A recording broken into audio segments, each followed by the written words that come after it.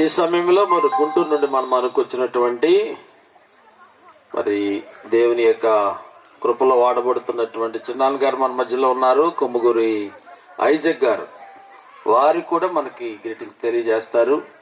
శ్రద్ధగా వినాలని మనం చేస్తున్నాం. చప్పట్లు కొడుతూ అని ఆహ్వానించుకున్నాం.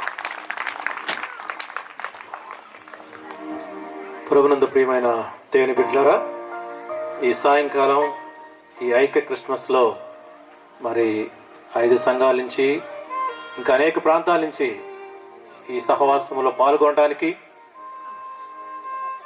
మిమ్మల్ని పిలిచిన దేవుడు నమ్మదగిన వాడు కనుక ఈ ఐక్య క్రిస్మస్లో పాల్గొనడానికి ఇచ్చిన అవకాశం బట్టి దేవుని స్తుతిస్తూ దేవుని మహిమపరుస్తున్నాం. హల్లెలూయా, హల్లెలూయా.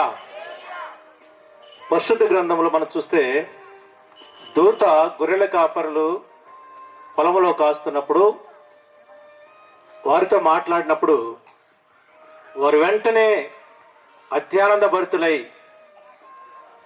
వారు కలిసి ప్రభువు ఉన్న పశువుల పాకు వచ్చారు. ఈ ఐక్య క్రిస్మస్ అంటే యూనిటీ.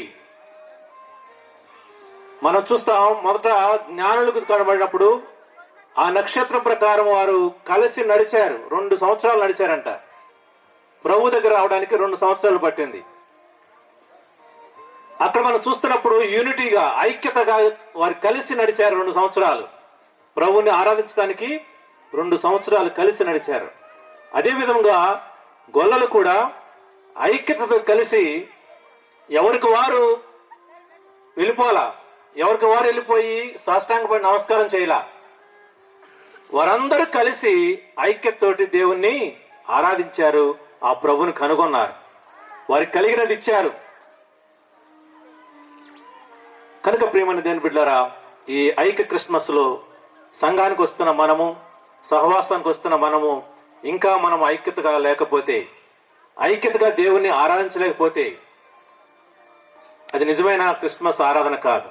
కనుక జ్ఞానులు గొల్లలు ఏ విధంగా అయితే ఐక్యత కలిగి ఎడబాటు లేకుండా, నాకు తెలుసు మార్గం అని వెళ్ళిపోకుండా, ఎవరికి వారు విడిపోకుండా, ఎవరి మార్గాల్లో వాళ్ళు వెళ్లకుండా వారందరూ కలిసి ఐక్యతతోటి దేవుని ఆరాధించారు.